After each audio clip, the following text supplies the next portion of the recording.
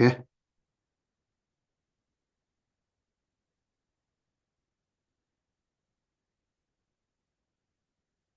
So we are on Book of Kadam, chapter 14. So the chapter 14 has two or three parts there.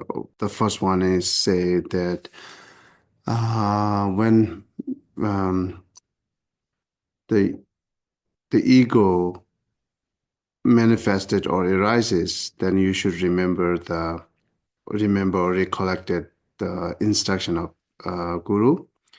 And then when we have discouragement, then you should remember that value of life.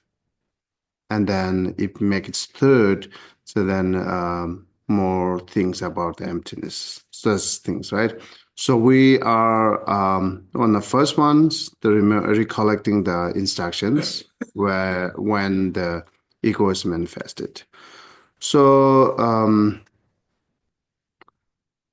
right now, here the line called "What is the needed" is to understand the essential point of the method.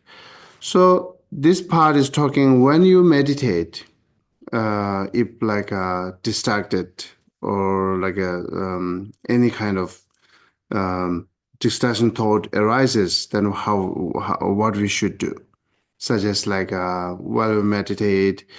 So the angers arises or attachments manifested or some other like distractions thoughts comes, then what to do. So that's the um, how to reduce distraction thought while you're meditating, right?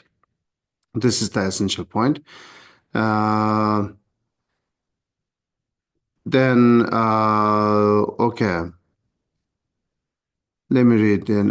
Do revolve to use the essential point, master. So the Atisha asked to them, Dromdamba asked to Atisha. So then Atisha replied, to defeat the enemy, Drum, first you must recognize the enemy. Then Dromdamba asked, what is the enemy? Then it is conceptualizations. So last time I mentioned like there are two part of the conceptualizations.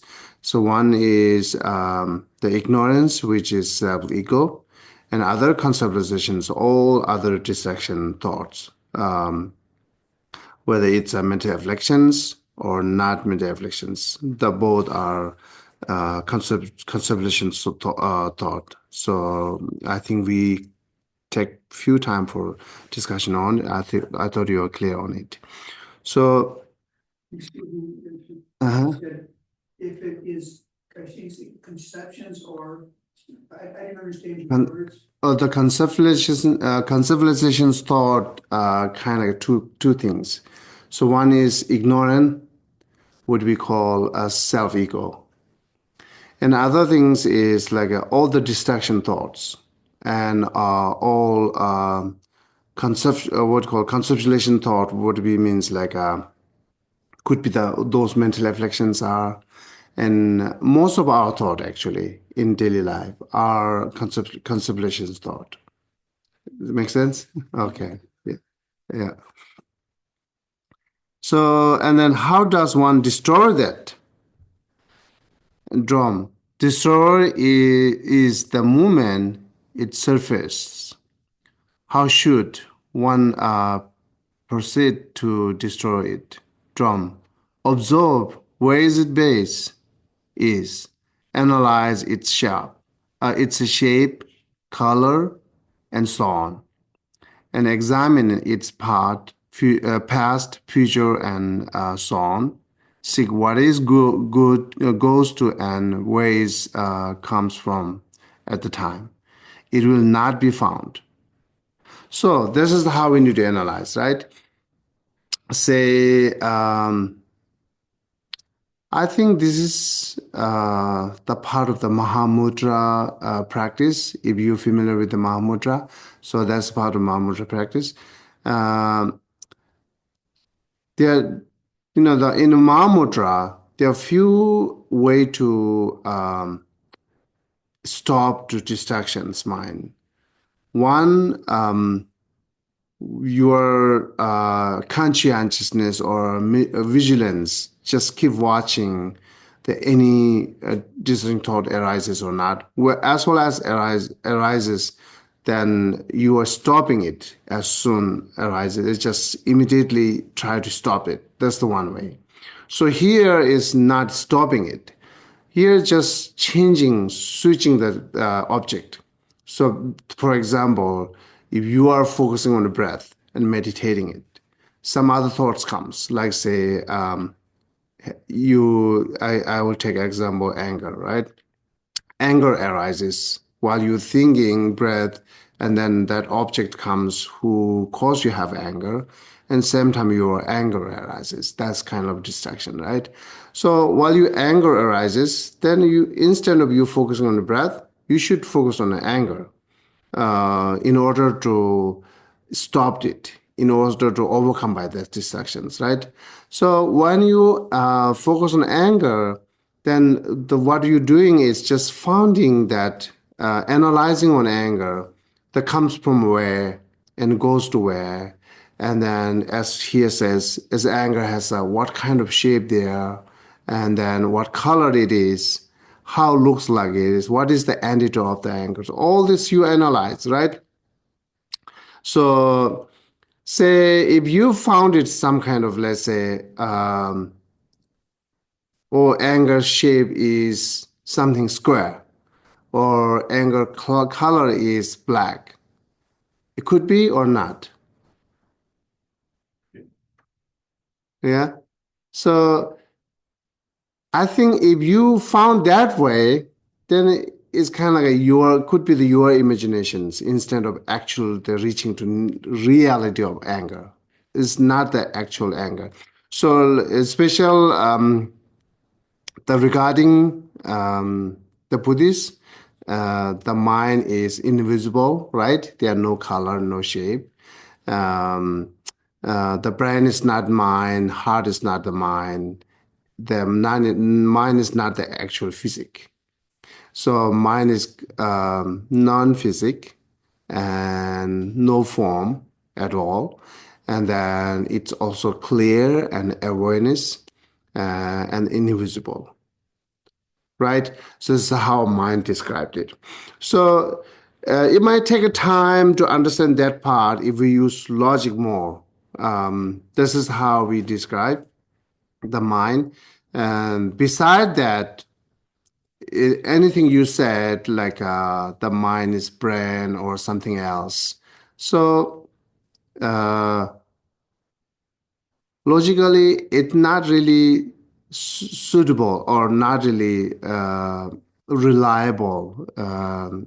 Even science are now, I heard that they are little bit changing, which saying that the mind is completely brain. Now it's not saying completely brain.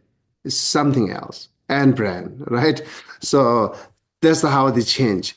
So anyhow, as well as you not know that the entity of mind or the definition of mind, then that analyzing will be not helpful for you because we still accept that the mind or consciousness is the brain, that it does have a color and it does have a shape and all on, right? So that analyze will not help you. So the first you have to clear on it and then uh, find your own way to definition of mind. Either this Buddhist philosophy is correct or other side is correct, which is the right that you should decide and find it out. So this is talking about based on the Buddhist definition of mind, which is not form, right? So therefore, when anger arises while you are meditating, and then just focus on the anger instead of what you're focusing right now. Switch the object and then watch the anger, and then just keep analyze it, what is here says it. Then the hope, the practitioner sees practitioner, they do have an experience saying it will disappear if you keep watching after the anger with the analyze it, then it will disappear. So once it disappear, then it is this is how we need it to eliminate it. Then we come back to focus on our original object. So that's how we need to do, right? So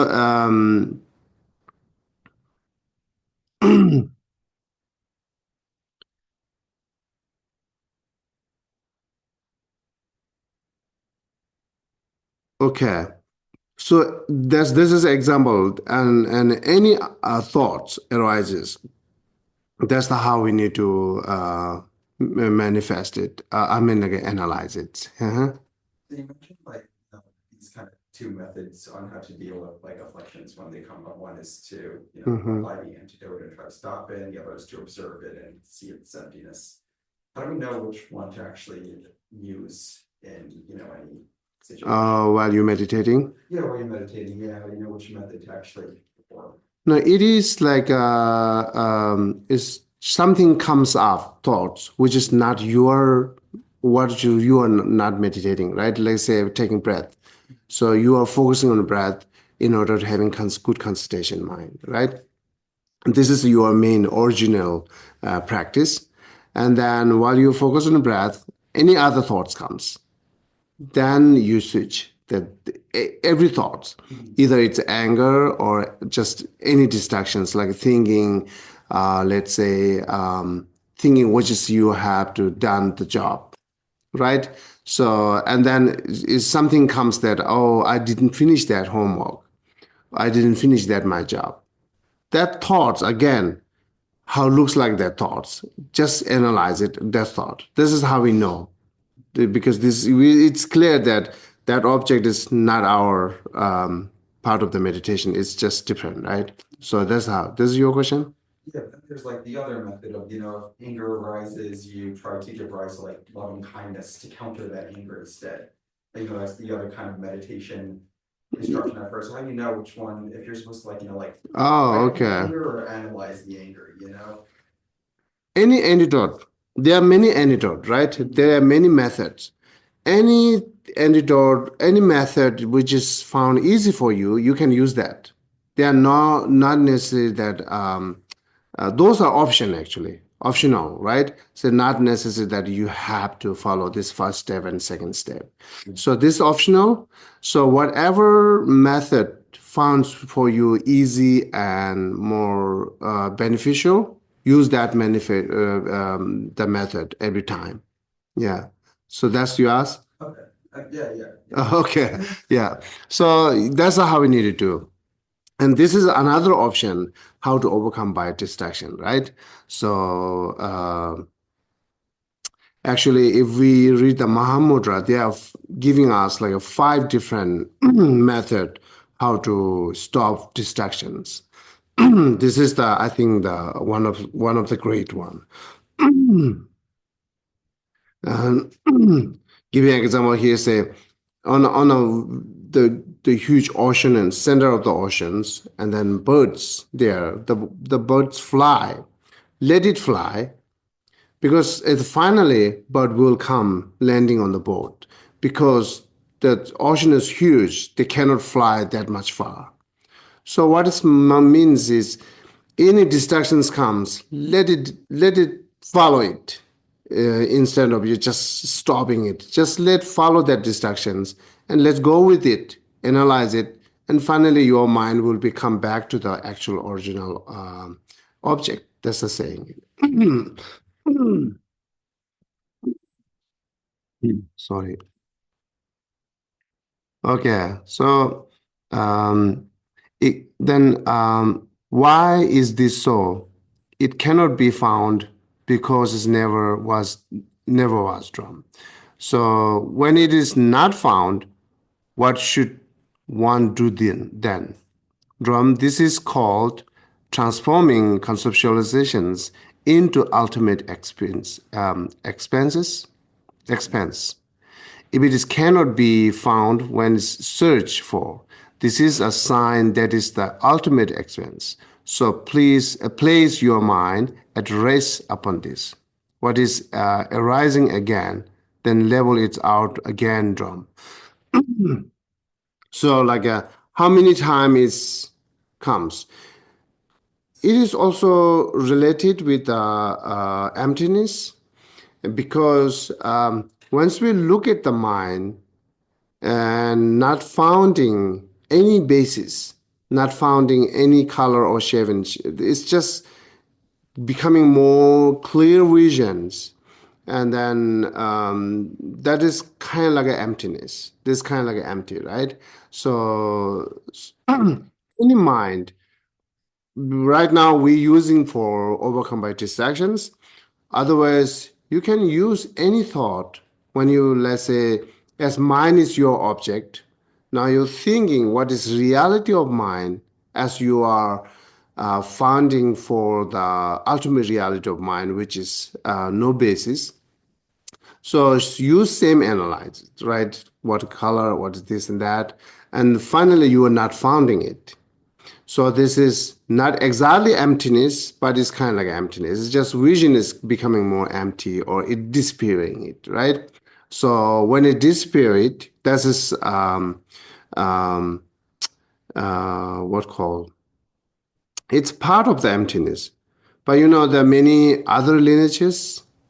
They think it is the emptiness, but other lineages, yeah. Lineages, yeah. The Tibetan Buddhist lineages. They think it is the emptiness. Sometime if you receive Mahamudra from others, they might say, how I need to meditate on emptiness. They might instruct you these instructions, like say part of the Mahamudra. Okay, think which is color. There are no color, no shape, this and that. And finally it disappears. Then they might say it is emptiness, right? So what we're saying is this is not exactly emptiness. This is you only found the entity of mind, not the ultimate reality of mind, right? It's entity of mind because the entity of mind is, as we describe, there are no form, no color, and none. It's just clear vision, right? It's once become a clear vision, we just sees the entity of mind. It's not the ultimate reality of mind. Just seeing that is not help you to eliminate the ignorance, right? So just seeing this is help you only that overcome by distractions. This is the two different things. I'm just it's not the really talk here, but as it comes, maybe it's good to clarify this, things. The entity of mind, understanding or realizing entity of mind and realizing ultimate reality of mind is two different. The entity of mind is you just sees is just clear vision, right? So because there are no form, no color, no shape at all. So, and then seeing ultimate reality of mind is that you should see that mind is lack of independently existence. Isn't that two different things? And then I'm gonna do a lot. Okay, I'll come back here. Yeah. So then basically when you do this, when you're realizing antidote mind, basically you're not like there's no objects of no objects of mind or even the mind itself arising at all. But then when you're realizing emptiness, there is objects, but you just realize that they aren't inherently existent. The both has actually object. Okay. Both has object because one is the object. One object is actually mind, and another object is ultimate reality of mind. Right? They're two different. So when you understand the mind, or while you're meditating and founding the mind with this here that this the method to use analyze and then finding mind, you will not found it. That's the only you found it, actually mine, right? So you do not found it at the time the ultimate reality of mind. So yeah, you only knows the mind how it is. You do not know at the time the reality, ultimate reality of mind. This is two different things, right? So what do you, what is not clear for you? No, you just answer. It's clear? Okay, okay. Yeah. That's just, I just emphasizely telling you just two different things. There are two different things there. Other ways, um, as I said, another lineages are saying this is emptiness. This is how they will lead you meditate on emptiness. But what we're saying is not exactly emptiness, but we do not saying it do not have any beneficials doing that. Of course, it do have a beneficials. The one beneficial will overcome, let you overcome by distractions. And another beneficial is kind of like you understand type of emptiness, not exactly emptiness, right? Yeah. So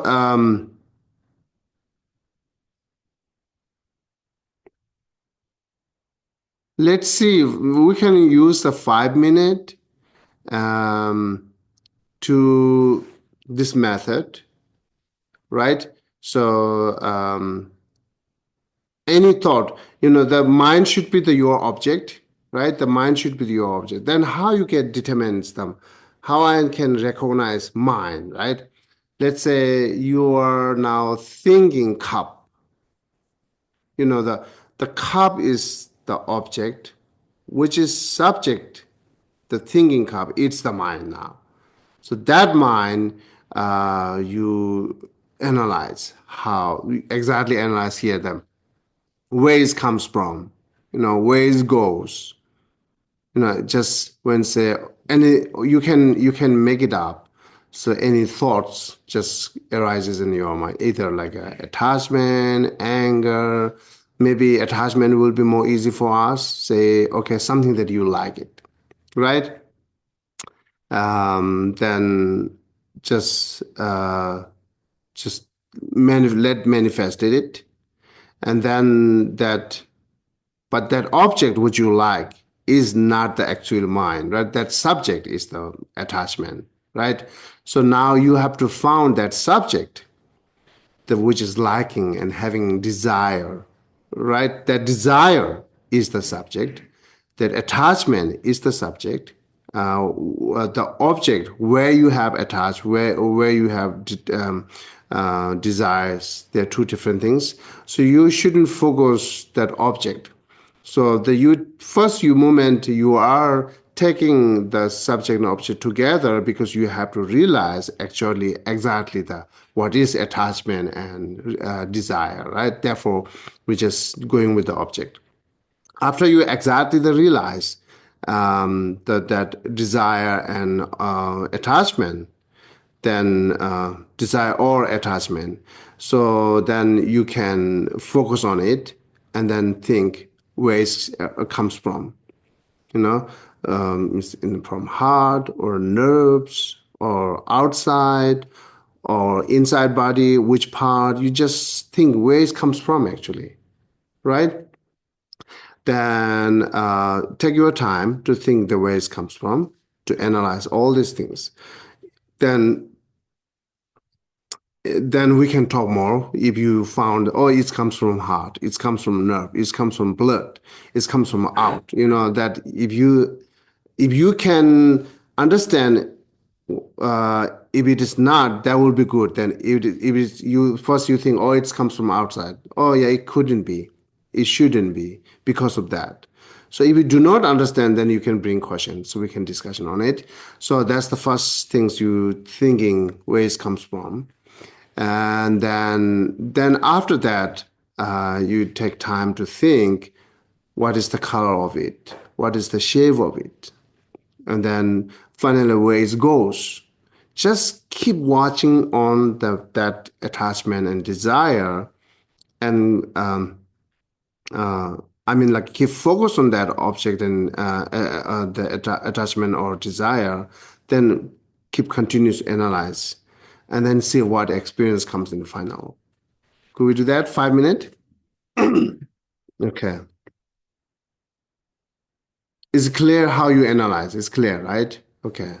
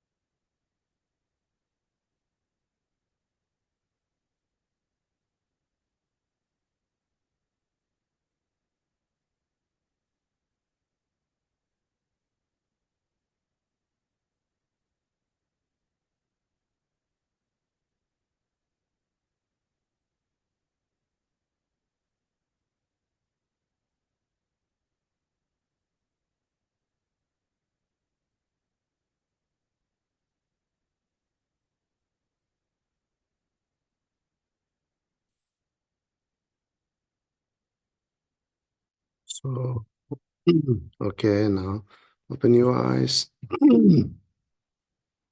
See, what do you think? Is anger or desirements like attachments comes from outside? No. And then is the inside? What is basis there? Which is part of the inside then? It's very difficult to find where you actually originated. You try to follow back, but You're not finding it. This is the original. There are no basis. Yeah. It almost seems like it's only there when you're not looking at it. The second you direct your mind to it, Uh-huh. it's just like, Let's say it again. it seems like it's only there when Uh-huh. you're not looking at it, when you're not analyzing it. Uh-huh. Like, for example, like I feel like an emotion or Uh-huh. fear or attachment. And I feel that rising up, and then the second I directed my mind to it, it just kind of seemed like there just wasn't anything there to look at. Mhm. Yeah, isn't that good method? Yeah. So it's very useful in your daily life. And if fears comes, as you said, the fears comes, you can same analyze it. What is fear? What is basis? Or angers arises, you can use same method. What is anger? Basis, where it comes from, where is it, where it goes, and then how it looks like. So that's a useful. That's helpful to let anger disappear. When you analyze that, your automatically your minds get more calm after that. So I think this is useful method in our daily life. Actually, it's for finding the ultimate reality of the mind, or it is for overcome distraction while you are meditating. But that method you can use just single with the anger and fear or attachment, right? So that's how we want dissipate. We want to let it go, right? Let it go attachment, let it go anger, and that's a useful method. Yeah. So any other thoughts in online?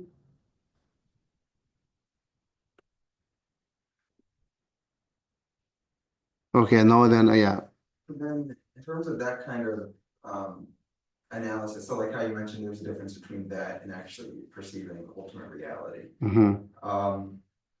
So when you do that method, pretty much you're eliminating the sort of, all the mental formations and whatnot Mm-hmm. that come up, and you're just left with mind. So is that not emptiness because you still do not see that the mind lacks inherent nature as well? You're still kind of Yeah. still left behind in a way. So emptiness will be more described through by the how you comprehending it, how you are um, comprehending that object, right? It's not that how you vision that object.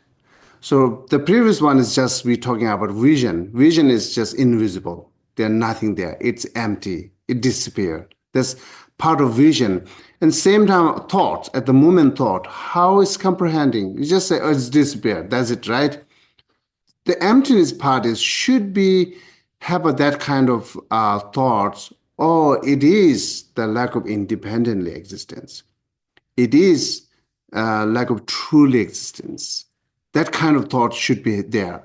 So as well as you have this thought, then we count it as you are thinking or realize emptiness. So then does that object then disappear also when you're doing ultimate Yes, analysis? yes, Okay, yeah. okay. Even like emptiness, same way that we are, the two parts always needed to understanding emptiness. One is the part of the vision. One is the part of that how you comprehending it, how you having the thoughts. So the vision is same. This just analyzing and either just meditating the finding mind, or you are meditating and emptiness. Both are same vision will be the despair. They are empty vision. They are nothingness. So empty vision. So just empty vision is emptiness that you count it. Then emptiness you are described definition should be more nihilism. It's empty. right? So because how come it's not turning into the nihilism? Because of your thought at the moment. At the moment, your thought is not nihilism, but it's lack of true existence. It is there, but it's not independently existence. It is there, but it's not truly existence. That kind of thought should be there. Once combine these two together, then it's counted emptiness.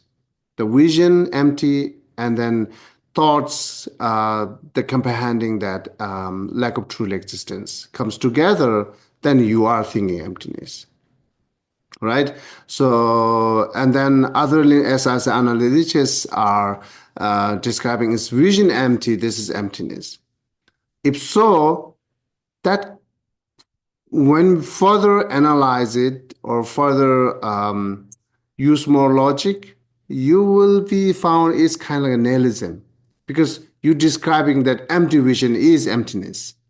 That just empty vision is emptiness, then this one thing is not difficult to make empty visions, right? It's very easy. Everyone can do that. And then it's another thing, it's not helpful to reducing or eliminating that ignorance, self-ego, which is we are perceiving or cognizing the every phenomena are independently existence. That's the part we need to eliminate. And then if you do not have the opposite thought of this, which is not truly existence, then it will not overcome by it. You cannot eliminate that. So just empty vision, not necessary to have this thought, which is thinking the lack of true existence, right? So therefore, as well as you do not have this thought, it's lack of true existence, then it will not help you to eliminate which is perceiving true existence, right? Yeah, this is how we need to. I don't understand that. Okay. Yeah, like, so my experience was enjoyment. Uh-huh. And then enjoyment, what is it? It's a feeling. What's the feeling? It's really an impulse in your brain, Uh-huh. nothing more. And then I got to this emptiness, but it was like nothingness, so Yeah, nothingness, right? Yeah, So yeah. that's why I don't feel good about that, Uh-huh. which then, so I was like, well, that I like, so I'm missing something with Uh-huh. respect to the emptiness component. Uh-huh. Because it turned into, well, it almost like it doesn't matter. Yeah. So your vision is just the enjoyment is you not found it at the final, right? Everything's disappeared, isn't it? Yeah, it's just Yeah. enjoyment is just an impulse in your brain, it's just nothing. Yeah. So that's not. So this is we not call emptiness. Okay. Yeah. This is just vision empty, that's true. The vision is just empty, nothing there, right? That not counted emptiness.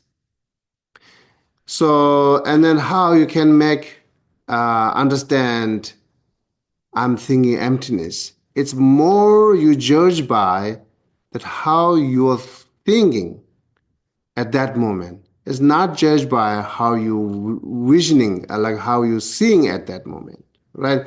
The seeing part is empty. That you thinking at the same time you're thinking, okay, it's gone now. This is a thought.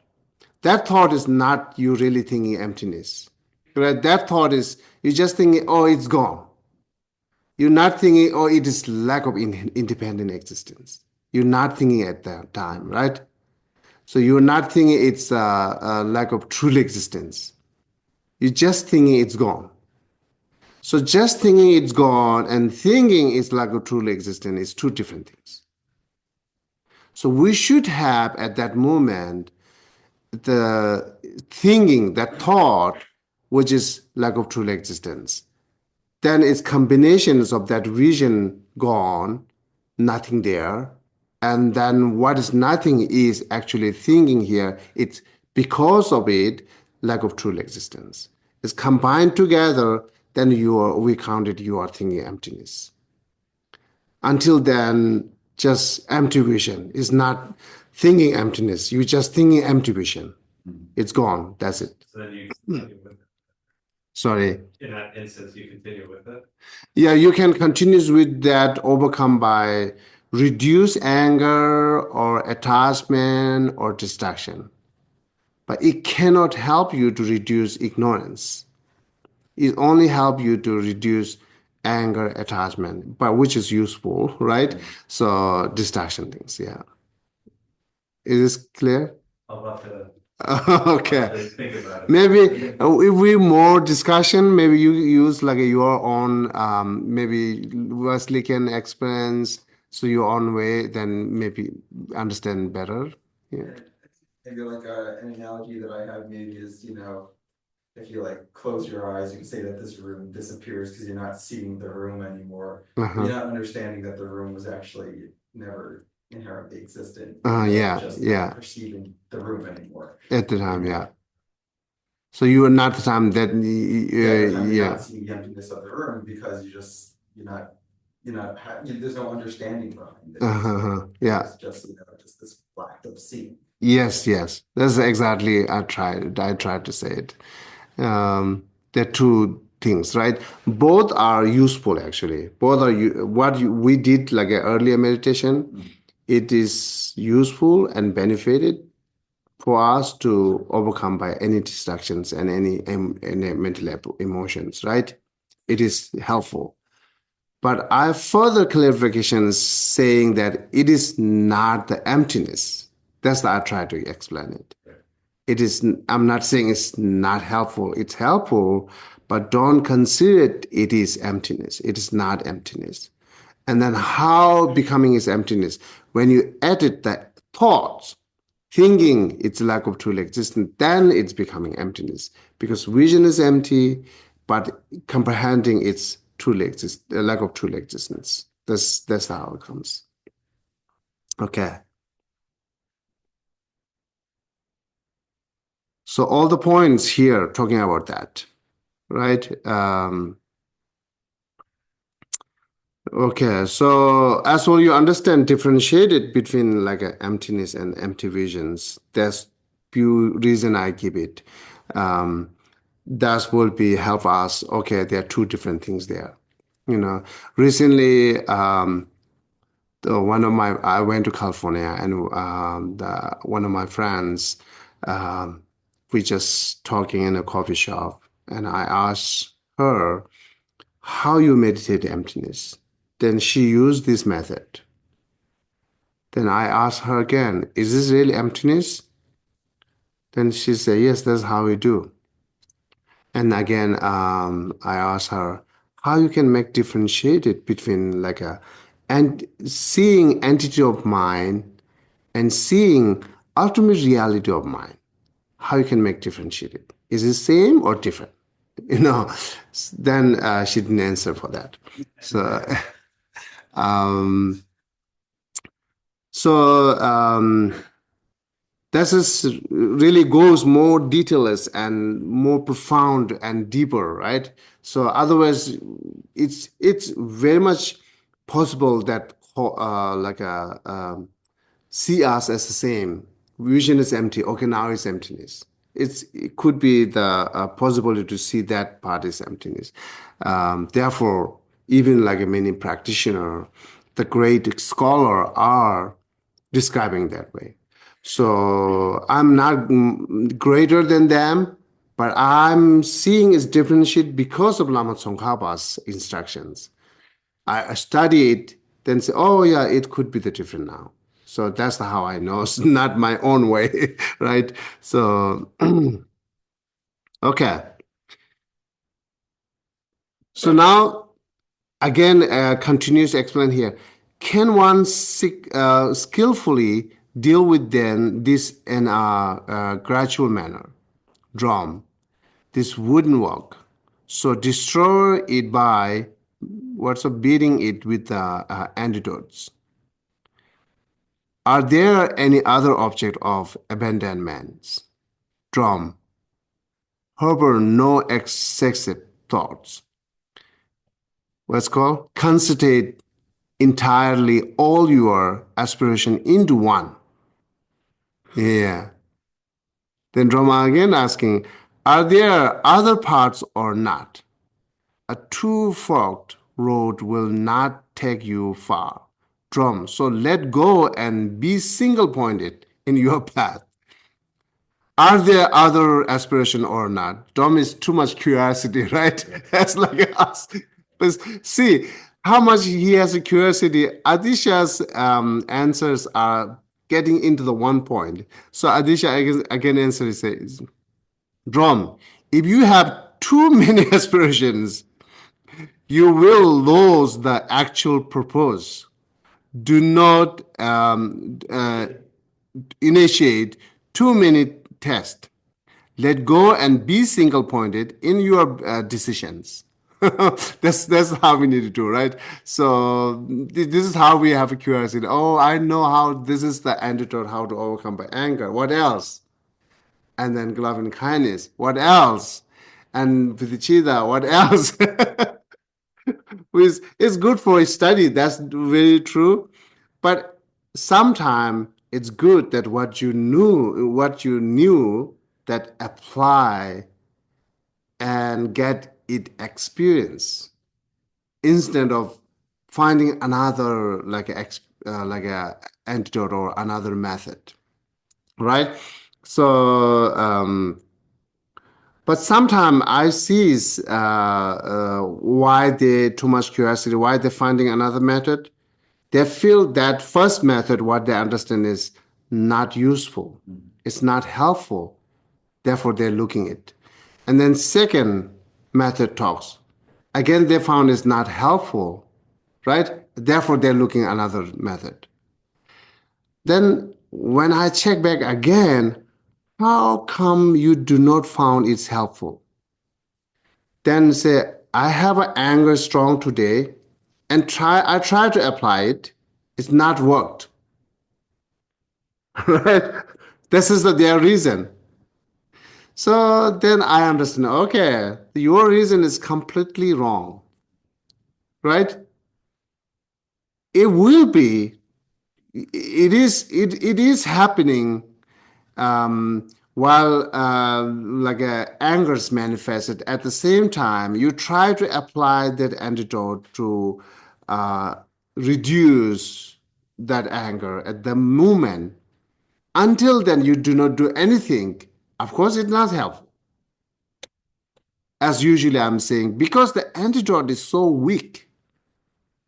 Antidote weak means not that what teachings said is antidote weak because your experience is weak. Your experience is weak with that kind of antidote. Your experience is very strong with the anger. Then how can defeat that weak to anger, right? All the point is your experience of that antidote is weak, therefore it can help at that moment overcome by anger. Is this make sense? Yeah. So then in that case, it's like, can you say that it's a fault with the method you're using or a fault with just you're not doing the method good enough? Yeah, not good enough. Okay. Not So good enough. In that case, should you stick with the method and try to make it better, or should you find some other method that you are better with? You stick with that method. Okay. That's Adisha saying. Yeah. Stay with a single pointed. Stay with a single pointed. Yeah. So all this answer is stay with a single pointed, right?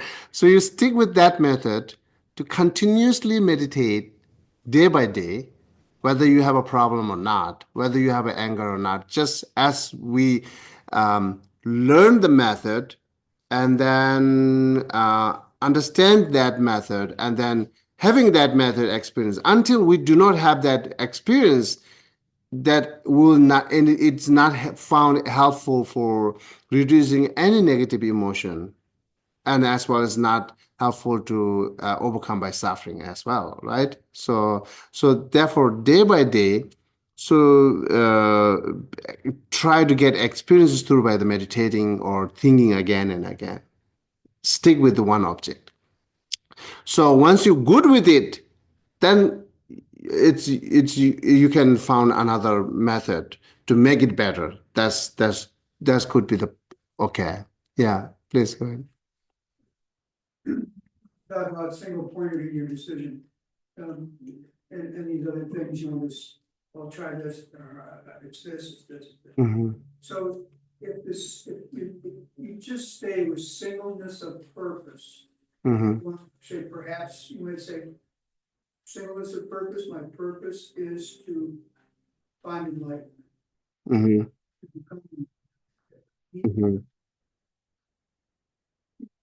stay with that. Now the method, which is when you choose, Mm-hmm. you stay with it and then you improve upon it, but at some point you have perhaps exhausted it, you can now add another method. I mean, it just seems like you're adding in more thoughts into your mind when what you're trying to do is empty.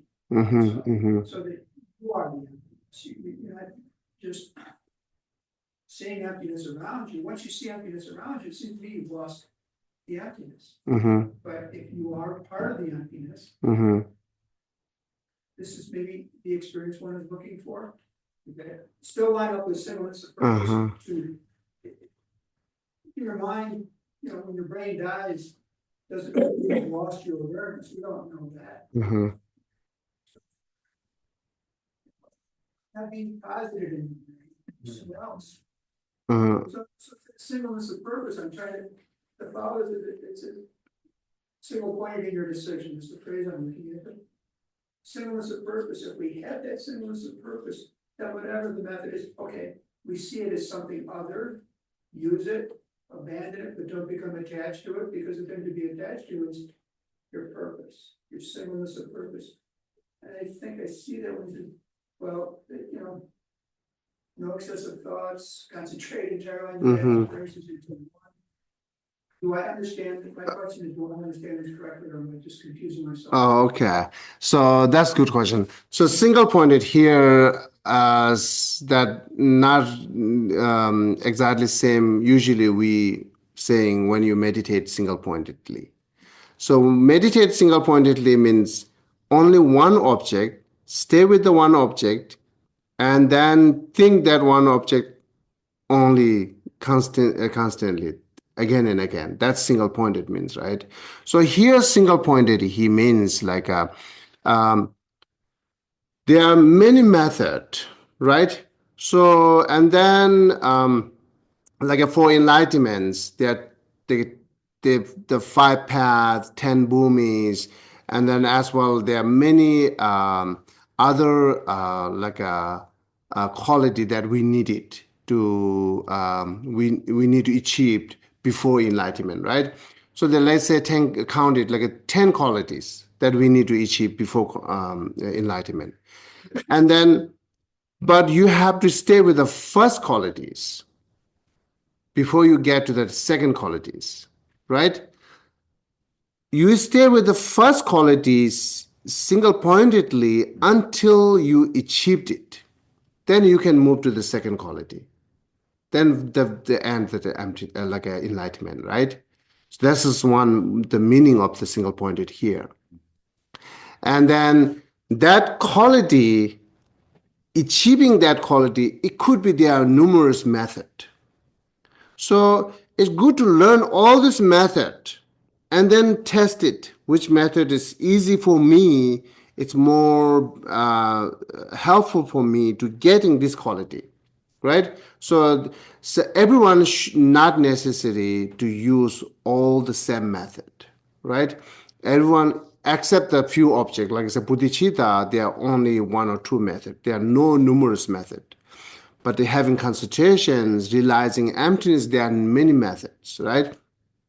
So which has a many method, which is optional, and then you learn this all method, and then you picked up one method which is you think is very helpful, then use that method single pointedly again. Do not look now other method. Do not jump into the other method, which you know. Just single pointedly you get that, and then look object like I said, emptiness, that you just first object, for example the first quality which you have to realize or achieve it, just stay with it your day and night, and that method which you selected, and stay with it day and night, repeatedly until you get experience. Then you go to next, get to next quality. That's how we need to go. That single point means stay with the one object, not jump here and there. So that's the thing. Like I said, first is like a we like a death impermanence. Take that thinking the impermanence of death as an object. So, but you know what comes after that, refuge. You know what comes after that, renunciation. You know after that what there are so many things. We see so many things coming up now, right? So because it's lining up that we have to achieve it. And then, but this is the first, which I have to realize the impermanence of death. So then instruction, there are many things there. So there are all these learning instructions. Then you meditate day and night to months and months until you realize the impermanence of death. You have fear or some kind of experience. Until then, you have to use this like a day and night, a month to month, even you know there are many objects you have to achieve. That's the single point it means. But our worry is, oh, the life is short, there are a lot of objects not completing in this life. Don't worry. We Buddhists believe many life, right? Of course, one lifetime, there's some method. If you're really qualified, there's some method there. If I talk like a Buddhist regarding Buddhist, there's some method there to achieve enlightenment in the one lifetime. Uh, it's really rare. And then this degeneration time, I'm not discouraging you, almost impossible. So it's impossible is not that because of the method, because of the technique. It's that the person's quality, time, everything is included, right? Energy, time, all this need to perfect, qualified. Then we use this technique method, will be the again enlightened in one lifetime. That's possible. Otherwise not, right? So, and then look at our time period, energy, our priority in our life, principle in our, what is principle in our life. It's very far from all this method, which is talking enlightenment, right? It's very far from that. Even not close it. So then, of course, it's impossible. So anyhow, this is how single pointed mean here. Yeah. Okay. Okay.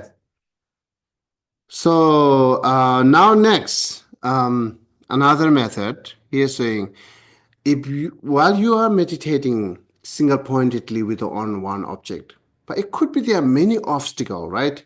So the one obstacle before we talked to like a distractions and give us the idea to how to overcome by it, right?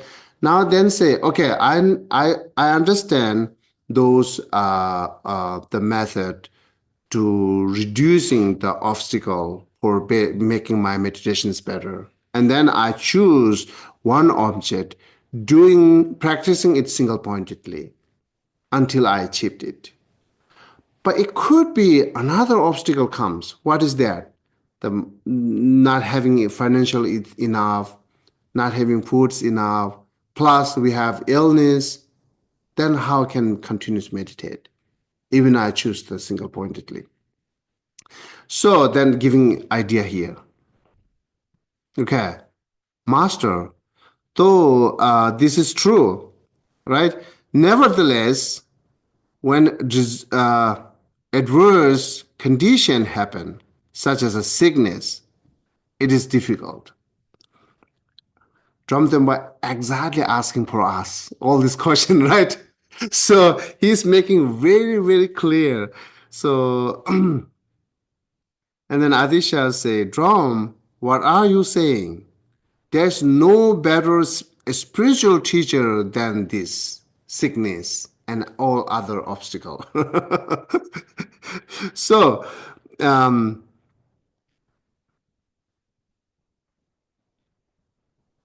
a Buddha but it brings such, what you call? Acute. Acute pain. Just like you skipped the line before that, though. Which is- Above that? Yeah, are they spiritual teachers? Oh, okay. Are they spiritual teachers or what? They are sent by, what do you call? Malevolent. Malevolent force. And Buddha, like Ramdeva further, like asking questions, a Buddha. Oh, sorry, why do you say this? Where can one found more excellence Buddha than this? Okay. Saying the sickness as an example, saying is spiritual teacher, not better than this. It's a Buddha, not better than this. Buddha's instruction, right? So Buddha's teaching was not better than this. So what is really saying is, once you have a sickness, you are actually realizing who you are and where you are, right? Instead of text explain to you what is samsara. You know, you do not need to go through by text because you sees you have an illness. It's painful, right? So, and then you cannot handle it. You cannot deal with it. It's very difficult. All this difficult pain, all these things are knowing it. It's the same time you have a strong wish to overcome by it. You have a strong wish to to eliminate that. Instead of usual our daily life, when we do not have any illness or sickness, we are just forgetting everything. We only remember enjoyment. We only remember how to be happy, right? How to go away there and dear. I would talk to friends and so on, so on. Only we remember that. We do not remember any that I need to overcome by illness, I need to overcome by cause of illness, and so on, right? But once you actually have an illness, then Buddha can be shut up. Buddha don't need to talk to you. You will find it out. So how to overcome by it, right? And then while you're doing that, then you will find many methods. First, commonly, we know that we will go to hospital. That's first choice our, right? And then treatment will not found well. Treatments not goes well. Then you are just being patient with it, like a few years, and still not helpful. Then you will find another method, which is helpful other than that. Then you're asking here and there. Some people will say, okay, a traditional doctor will be helpful, right? Like the the herb, like herbal will more help you. Then you try it. It's not helpful, then you will look at. You will do anything for that, right? To overcome by, like say, take example, the cancer. You will do everything for that overcome by cancer. Is there any curements? The cures things, right? So you will finding and looking. Is there no cure things? There are no treatment. Then of course you will give up. Until then, unless you hear, okay, there are treatment there. Is there treatment there? So you will try all these things because you have a sickness. The sickness brings you all this learning and having experience, right? Isn't that the great spirituality teacher, right? So that's then even like the Buddha's instruction, Buddha don't have to like say tell them listen to me. Just you will be listen carefully, right? Every step by step instruction. And just Buddha simply say one thing. That's enough for you. You get everything because you eager or you have really aspiration to understanding this method to overcome by my cancer. So this makes big difference having attention or not attention, right? So you have attention now because the sickness. So therefore it says like the spiritual teacher, not better than it, right? And this is one method, one way to say it, not better than it. So another like regarding development, the generating compassion or kindness minds, also having sickness is the better teacher than Buddhas, right? So once you have an illness, you will feel the other sickness. Same, you will have empathy to other sickness because your own problem, right? But Buddha said many times before that, we hear many times before that, we just forget it. Now we really have empathy because our own sickness, right? Our own problem. That way also become a best spiritual teacher to help you to generate kindness and compassion, those things, right? So there are many different ways to become a spiritual teachers. And then one spiritual teachers, once we have a sickness and we use the method that to giving and taking method, which is cultivating bodhicitta, which is method for cultivating bodhicitta, right? Then we will use that.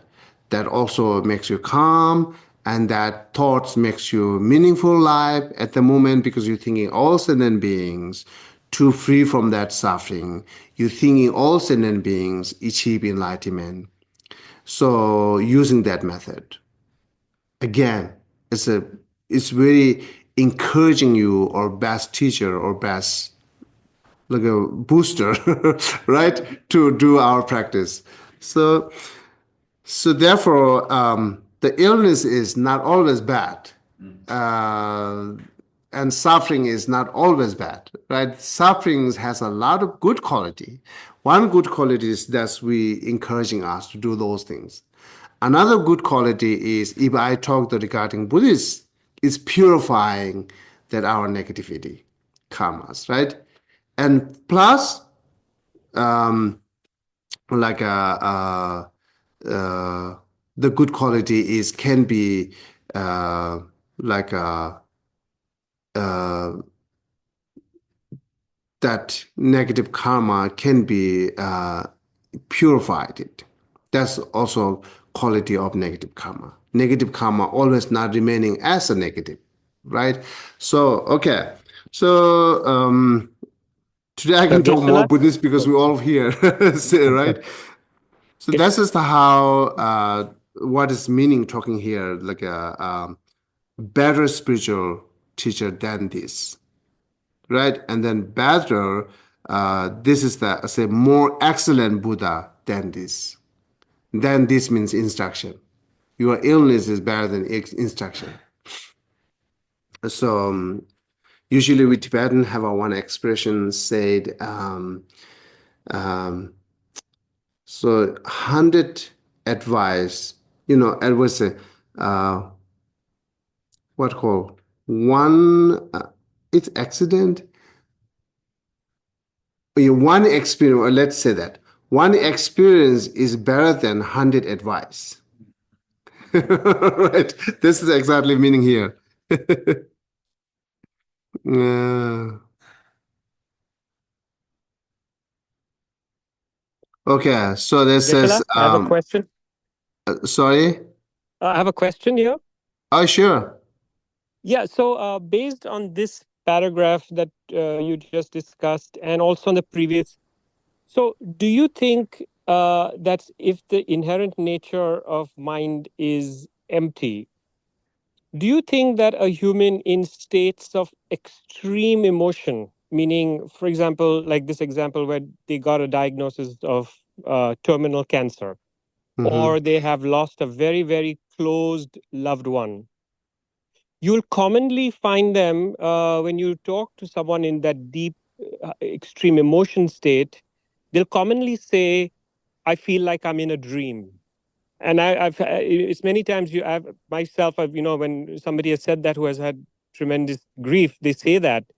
Do you think in a state of tremendously excessive emotion, this true nature of emptiness comes up in a normal deluded mind in a state of extreme emotion? I don't know whether you understand what I'm saying. My question. Without meditation that you're talking Yes, without meditation. It's But I would say no. so then why do they feel like they truly feel that even in, even in a state where somebody does extreme exercise or in extreme states, that feeling of I feel like I'm in a dream comes up. Those all experiences what we have in our daily life is based on perceiving inherent existence. How much you have a strong perceive or thought of inherent existence, that much sufferings are more painful. I think he's talking about at that time when you experience that strong emotion, like really, really strong emotion. At that time means Is what? that- What time? Like say somebody says you have terminal cancer, Uh-huh. then you feel very shocked. Uh-huh. It's almost like nothing is real. It's almost like you're dreaming. Mm-hmm. At that time when you feel that strong emotion, is that a very good time to look, like to analyze that? Because that emotion is. Oh, I see. I see. Yeah, of course, of course. Yeah, it is the Yeah, best thank you. and That's exactly what I the was saying. time for Yes. look it. Oh, okay. So I misunderstand. Yes, I will say it is good time finding the exactly enemies and then eliminating it. Does you mean? Yeah, so exactly what Chappelle said at that moment. Mm-hmm. Do you think that emptiness manifests to some degree, a feeling of emptiness, even though the person may not realize it, that is manifesting in an Oh, extreme emotional state? okay. You means because of that extreme emotions Yes, that help us to popped it up to see emptiness without any meditation? yes. No. But then why would that person have that? I mean, I'm just that person has that feeling, and of course, it goes away very rapidly. Then why? Saying like why would a person feel like that? Like Why person feel like that? Oh, that's a good question. Maybe, maybe, maybe it is like a state of shock, that surreal, feeling that surreal out of body. Because surreal is the word that I hear from people more so than a dream, that it feels very surreal. But I think they're just in a state of shock more so. In instances of extreme emotion, Uh-huh. the body will dissociate from the mind naturally, but it's very different from emptiness. Uh-huh. Totally different neurological experience. Oh, okay. I see. So we said, like, say, that shocked and you become unconscious, right? Sometime. So once you become conscious, it's possible that you can see clear light. But that means not that you are recognizing emptiness. You see is clear light, but you will not recognize it is emptiness until then you meditate. So because also said when you have an accident, like you hits in, like say your head hits in the wall and you become unconscious. So at that also moment, this very short moment could be sees clear light. Maybe Naisha mentioning that it's possible to see clear light, but seeing and recognizing is two different things. So in that way, it does sound like maybe what he's saying might be correct, because then if that's the case, then it kind of does reveal itself in an unforced kind of manner. We are not realizing emptiness No, that I know, time. I'm Yeah. saying not Yes, yes. it reveals itself to you, but it's like your job, you don't understand that it is revealing itself to you. Mm-hmm. Yeah, it's possible. Yeah. Yeah, that is exactly what I'm saying. Yes. Okay, that's possible. And then it's also happening that process, right? When we're talking about that process, at the end, all this element, everything stop functioning, and the very end, you will see clear light. but we all, every single beings, the practitioner or not practitioner, Buddhist or not Buddhist, whoever, as a reality, we say is a final, we see the clear light, but we're not recognizing its emptiness. Just something comes up, right? So same, it's the same that we are deep thinking on some object, and then something that you see something on your table, but as of your deep thinking, then after that you wake up and went outside, you will not realize what you see. You say, oh, I see something, right? You'll not realize what you see in table because you're deep thinking. So that kind of take example, we see clear light, but we are not recognize it because we're not familiar with it. We are never meditate on it. Yeah. Does this only happen in an unconscious state, like you mentioned getting knocked out, but does it also happen with instances of like? Not every single unconscious. No, I understand. I'm saying, does it only manifest, aside from death, in like or a deep meditation, in an instance of you're unconscious, you have to be unconscious? Mm-hmm. Or can it manifest itself in like a conscious kind of state? Say it again. Can the, like if your clear light manifests itself, Mm-hmm. can this only happen aside from meditation and the death process? Only happen in an unconscious state, like you get knocked out or you're sleeping? In another kind of state, like a waking There's state? some kind of, not only that, we also said when you have like a strong sneezing, right? So that sneezing is kind of like it's also like a very short moment, clear light comes. That's also saying. And also there's some kind of during the sleeping time, it's possible that you have some kind of. Is that sneezing an unconscious state? No. Sleeping is an unconscious state. I understand that. No, you are saying only that unconscious. That means. So the times when it can happen, death process, deep meditation, sleeping, knocked out unconscious, sneezing. Mm-hmm. That's what I'm saying, yeah. Right. Yeah. Is that sneezing considered like an unconscious kind of state? No. No. No. Is that the only conscious state aside from deep? There could be, yeah. Yeah. Yeah. Yeah. Okay. Where we go now? Okay, okay, it's almost like a time. So I'm going to stop here, but that's we have to complete that the illness, how becoming a spiritual teacher and this and that to the once you have an illness, illness is one the example, any obstacle, other obstacle comes at the moment. We said it's turning into the path, right? Turning into the path. Illness turning into the path. Anger turning into the path. Any obstacle, problem, difficulty turning into the path. That method also useful. We will talk next time. So, I can also add that the above method, which is seeing color and those and these things, use in your daily life, any problem, right? Yeah. And then next will be more clarify, like more details goes next time. Okay. So any other question?